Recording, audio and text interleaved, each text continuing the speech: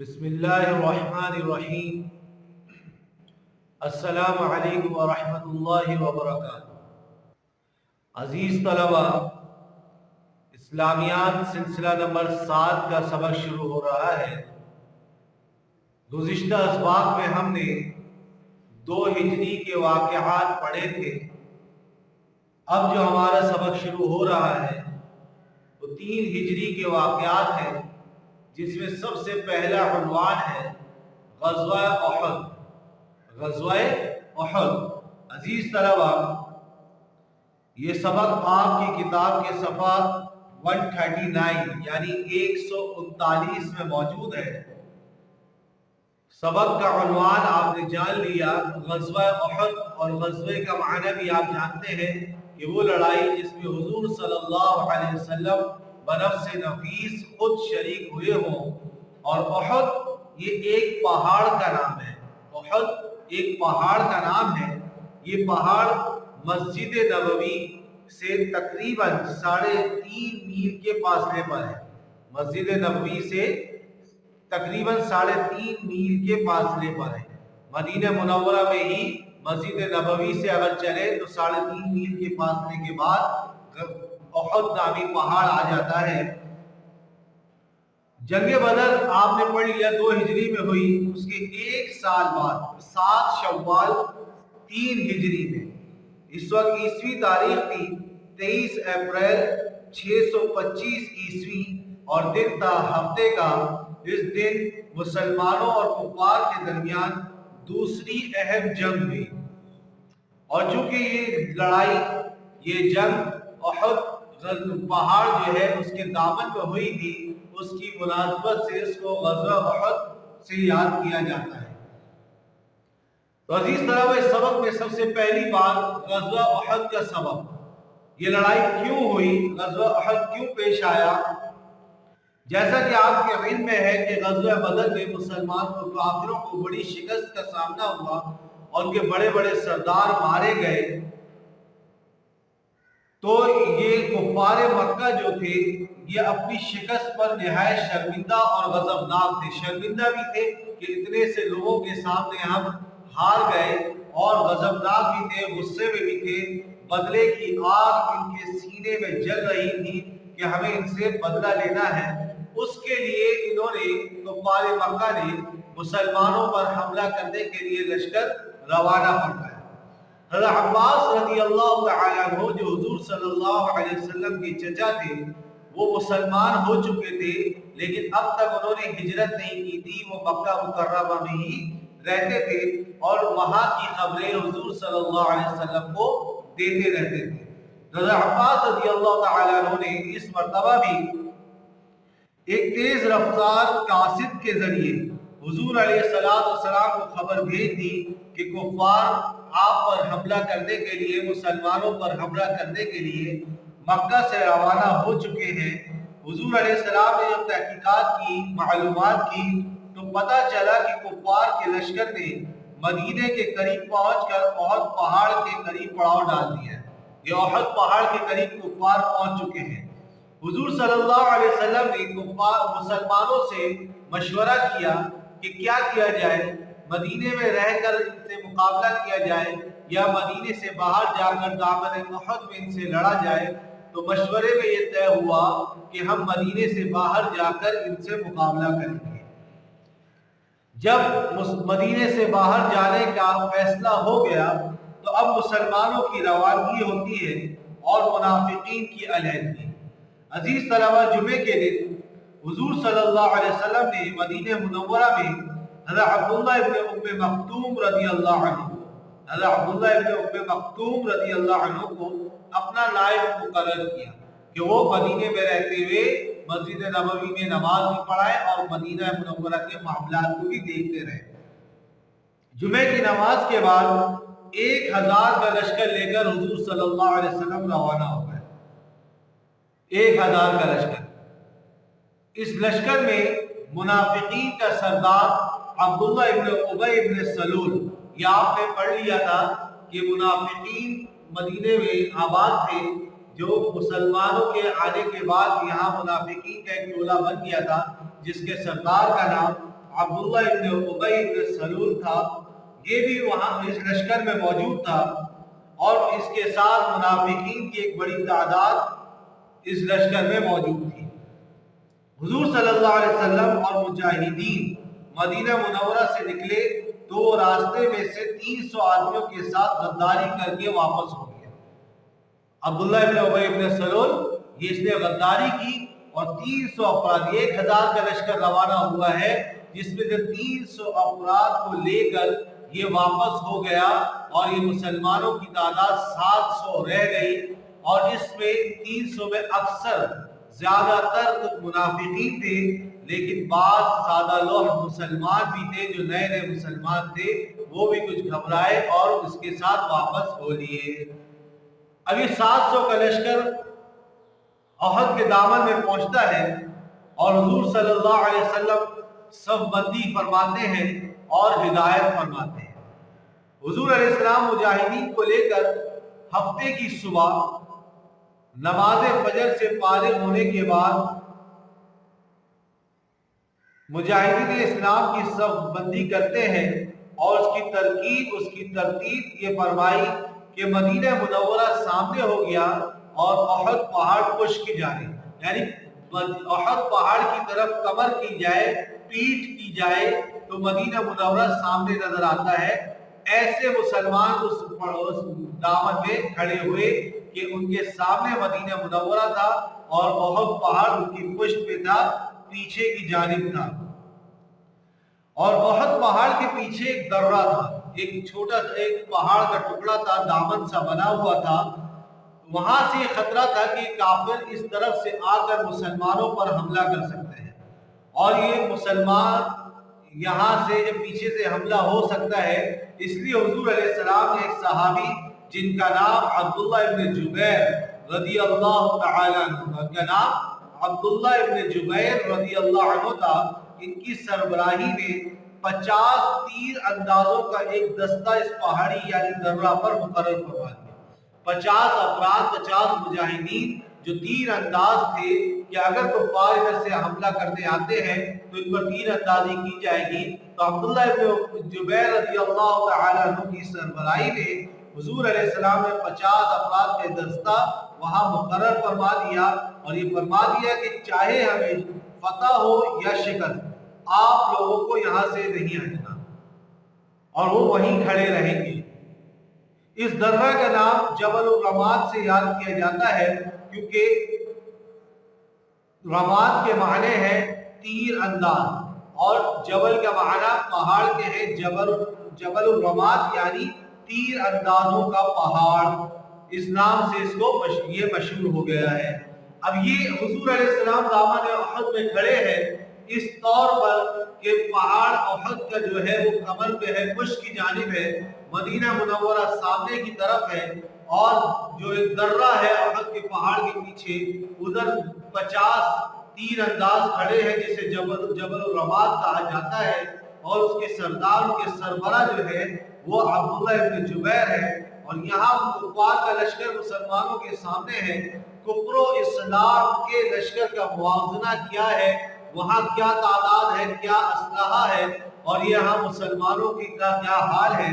तो काफिरों के लश्कर की तादाद 3000, मुसलमानों का लश्कर 700, काफिरों का लश्कर 3000 और इन 3000 में 700 जिरहे हैं, 200 घोड़े हैं, 3000 ऊंट है। इसके अलावा जितनी तादाद मजमे की है उतने ही ऊंट भी मौजूद हैं और 14 औरतें भी इसमें मौजूद हैं जो जोश और गैरत दिलाकर कुफार के जज्बा इंतकाम की आग को भड़का रही हैं, उनको भड़काती है, उनका जोश और जज्बा बढ़ा रही है कि आगे बढ़ो और लड़ो ताकि कुफार लड़ते रहे। और इस कुफार के लश्कर के जो सरदार है वो अबू सुफियान है जो बाद में फतह मक्का के मौके पर मुसलमान भी हो गए थे। यहाँ मुसलमानों के लश्कर की तादाद 700 है और लश्कर के सिपा सालार सरदार हजरत मोहम्मद सल्लल्लाहु अलैहि वसल्लम है और इस्लाम का झंडा जो लिए हुए हैं वो हजरत मुसअब बिन उमैर रज़ियल्लाहु अन्हु एक सहाबी हैं जो शक्ल और सूरत में हुजूर अलैहिस्सलाम से मुशाबे थे ان کے ہاتھ میں لشکر کا جھنڈا ہے اور وہ جھنڈا لیے ہوئے ہیں. تو یہ عزیز طلبہ ایک لشکر رحمان ہے جو اللہ تعالیٰ کی طرف سے بھیجا ہوا لشکر ہے، اور ایک لشکر شیطان ہے جو کفار کا لشکر ہے. اس کا موازنہ آپ نے دیکھ لیا. عزیز طلبہ اب یہ مقابلے کے لیے دونوں آمنے سامنے کھڑے ہیں اور مقابلہ شروع ہوتا ہے مسلمان اور کفار کا. اسی میں شیر خدا اللہ کے شیر حضرت حمزہ رضی اللہ عنہ کی شہادت ہوتی ہے. جب جنگ شروع ہوئی تو ابتدا میں مسلمان غالب رہے اور خوب مقابلہ کرتے رہے. کفار کے 22 سردار مارے گئے، بڑے بڑے سردار 22 سردار مارے گئے اور کچھ مسلمان بھی شہید ہوئے. مقابلہ ہوتا رہا اور مجاہدین نہایت بہادری سے لڑتے رہے. انہی میں حضرت حمزہ رضی اللہ عنہ جو حضور علیہ السلام کے چچا تھے، دونوں ہاتھوں سے تلوار چلاتے کفار کی صفوں کو الٹ رہے تھے. دونوں ہاتھوں سے تلوار چلا رہے تھے اور کفار کے لشکر میں گھستے جا رہے تھے. تو اتنے میں وحشی ایک شخص تھا. وحشی یہ جبیر بن مطعم کا غلام تھے. جبیر بن مطعم ایک کافر تھا، اس کے غلام تھے. جبیر بن مطعم کے چچا بدر کی لڑائی میں مارے گئے. تو جبیر بن مطعم نے کہا وحشی کو کہ اگر تم نے محمد صلی اللہ علیہ وسلم کے چچا حمزہ کو اس لڑائی میں قتل کر دیا، مار دیا، میرے چچا کا بدلہ لے لیا، تو میں تمہیں آزاد کر دوں گا. تو اس آزادی کے شوق میں وحشی وہاں چھپ کر بیٹھ گئے اور وہ نیزہ پھینکنے میں ماہر تھے، نیزہ مارنے میں ماہر تھے. اور انہوں نے چھپ کر حضرت حمزہ رضی اللہ تعالیٰ عنہ پر نیزہ پھینکا جو حضرت حمزہ رضی اللہ تعالیٰ عنہ کو لگا، جس سے حضرت حمزہ رضی اللہ عنہ شہید ہو گئے. پھر وحشی نے حضرت حمزہ کا جگر نکال کر ہندا کو دیا. حضرت حمزہ کا سینہ چاک کیا، کاٹا اور جگر نکالا اس میں سے. اور ہندا جو حضرت امیر معاویہ رضی اللہ عنہ کی والدہ تھی، جو فتح مکہ کے موقع پر یہ بھی مسلمان ہو گئی تھی، ان کو جگر دیا اور انہوں نے اس جگر کو منہ میں رکھ کر کچا چبایا. ایسا ظلم کیا گیا. اور اس کے بعد حمزہ کے کان، ناک، ہونٹ وغیرہ کاٹ کر ان کی ناش کا مثلا کیا گیا. ان کی ناش کا مثلا کیا گیا. مثلا اس طرح اسی کو کہتے ہیں کہ کسی کے ہاتھ، ناک، کان، ہونٹ، یہ ساری چیزیں، آنکھیں نکال دی جائیں، کاٹ کے پورا مسخ کر دیا جائے، اس کو مثلا کہا جاتا ہے. تو حضرت حمزہ رضی اللہ تعالیٰ عنہ کا اس طرح مثلا کیا گیا. لیکن مسلمان کامیاب ہو رہے تھے. چند مسلمان شہید ہوئے، 22 کفار کے سردار مارے گئے اور یہاں درے پر مجاہدین کھڑے ہیں. لیکن جب یہ کافر بھاگتے ہیں اور شکست کھاتے ہیں تو مسلمان یہ درے سے مجاہدین ہٹ جاتے ہیں. تو وہ واقعہ کیا ہوا؟ مجاہدین اس بہادری سے لڑ رہے کہ کفار کے حوصلے پست ہو گئے اور بیزار ہو گئے. وہ بھاگنے کے لیے تیار ہو گئے اور میدان چھوڑ کر بھاگنے لگے. مجاہدین نے اس موقع پر مال غنیمت جمع کرنا شروع کر دیا. جب کافر بھاگ گئے تو جو وہ مال چھوڑ کے جا رہے تھے، مال غنیمت جو تھا، مجاہدین اس کو جمع کرنے شروع ہو گئے. جب یہ منظر دیکھا، جبل الرماد پر جو متعین 3 انداز تھے،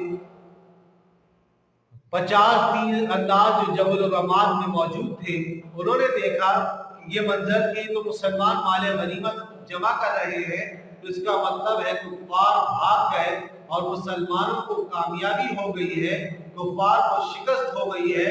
اب ہمارا یہاں کھڑے رہنے کا کوئی فائدہ نہیں ہے. یعنی اب تو کفار چلے گئے، اب یہاں وہ جو ڈر تھا کہ کفار یہاں سے حملہ کر سکتے ہیں، وہ خوف جاتا رہا، وہ خوف ختم ہو گیا. اب یہ حملہ بھی نہیں ہوگا کیونکہ کفار چلے گئے ہیں. یہ سوچتے ہوئے مسلمان وہاں سے، مجاہدین وہاں سے ہٹ گئے اور انہوں نے سوچا ہم بھی میدان میں جاتے ہیں اور مال غنیمت جمع کرتے ہیں. لیکن حضرت عبداللہ ابن جبیر رضی اللہ عنہ جو ان کے سربراہ تھے، انہوں نے ساتھیوں کو حضور صلی اللہ علیہ وسلم کا ارشاد یاد دلایا کہ حضور نے فرمایا تھا کہ شکست ہو یا کامیابی، یہاں سے ہٹنا نہیں ہے، لیکن وہ سمجھے کہ اس ارشاد کی جو اصل منشا تھی وہ اس وقت تک کی جب تک کافر یہاں موجود تھے. اب تو کافر چلے گئے, اب تو کوئی مقابلے کی بات ہی نہیں. تو اس وجہ سے انہوں نے سوچا کہ اب تو ہٹ جانا کوئی مسئلہ نہیں ہے, اس لیے وہ لوگ چلے گئے. لیکن حضرت عبداللہ بن جبیر رضی اللہ عنہ وہ وہاں سے نہیں گئے اور اپنے 11 ساتھیوں کے ساتھ رک گئے اور ان کے ساتھ وہ درے کی حفاظت کے لیے رہ گئے. اس اثنا میں عزیز طلبا مسلمانوں پر ایک اچانک حملہ ہوتا ہے. جب یہ کفار وہاں سے بھاگ گئے اور وہ مکہ کی طرف روانہ ہے تو حضرت خالد بن ولید یہ اس وقت تک مسلمان نہیں ہوئے تھے, یہ 200-250 سواروں کا ایک دستہ لے کر جا رہے تھے. 200 افراد تھے یا 250 افراد ان کے ساتھ تھے. یہ گھوڑے پر سوار وہاں سے شکست کھا کر بھاگ رہے تھے اور درے کے پیچھے سے وہ مکہ کی طرف روانہ ہو رہے تھے. جیسے حضرت خالد بن ولید کی نظر پڑی کہ یہ تو درہ خالی ہے, چند لوگ کھڑے ہیں, ہم یہاں سے حملہ کر سکتے ہیں, بس پھر کیا ہوا, انہوں نے اسی طرف سے مسلمانوں پر حملہ کر دیا, اس درے پر چڑھ گئے. اب یہاں 11 افراد کھڑے, وہاں سے 200 یا 250 کا مجمع اوپر آ گیا اور 10-12 تیر انداز اتنی بڑی الغار کو کہاں تک روکتے, کیسے مقابلہ کرتے. لیکن جہاں تک ہو سکا, جب تک روک سکے انہوں نے مقابلہ کیا, لڑتے رہے, یہاں تک کہ لڑتے لڑتے شہید ہو گئے رضی اللہ عنہم اجمعین, اور بے جگری سے مقابلہ کر کے شہید ہوئے. جب انہوں نے شہادت پا لی, اب درے پہ کوئی ان کو روکنے والا نہیں تھا, تو مسلمانوں کو تو یہ خبر ہی نہیں کہ ہم پر یہ درے سے بھی حملہ ہو سکتا ہے. مسلمانوں کا تو یہ ذہن بنا ہوا کہ وہاں پر ہمارے مجاہدین کھڑے ہیں, وہ اپنے مال غنیمت جمع کرنے میں لگے ہوئے. یہاں سے پیچھے سے حضرت خالد بن ولید رضی اللہ تعالیٰ عنہ نے دوبارہ دامن احد پر آ کر, میدان احد میں آ کر مسلمانوں پر حملہ کر دیا, جس سے مسلمان کے ہوش و حواس جاتے رہے اور ایک دم سے حملے پر گھبرا گئے. جب کفار جو دوسرا لشکر آگے کی طرف سے بھاگ رہا تھا, انہوں نے دیکھا کہ مسلمانوں پر ہمارے لوگوں نے حملہ کر دیا ہے, تو انہوں نے بھی پلٹ کر دوبارہ حملہ کیا. جب وہ آگے کی طرف سے آئے اور پیچھے کی طرف سے حضرت خالد بن ولید کا لشکر آیا, تو مسلمان بیچ میں پھنس گئے اور یہاں پاسا ہی پلٹ گیا اور مسلمان جیتی ہوئی بازی ہار گئے. بہت سے شہید ہوئے اور جبکہ کئی زخمی بھی اس غزوے میں ہوئے. عزیز طلبہ, آج کا سبق ہم یہاں ختم کرتے ہیں. انشاءاللہ غزوہ احد سے متعلق جو آگے مزید بات ہے وہ اگلے سبق میں ہم انشاءاللہ پڑھ لیں گے. السلام علیکم ورحمۃ اللہ وبرکاتہ.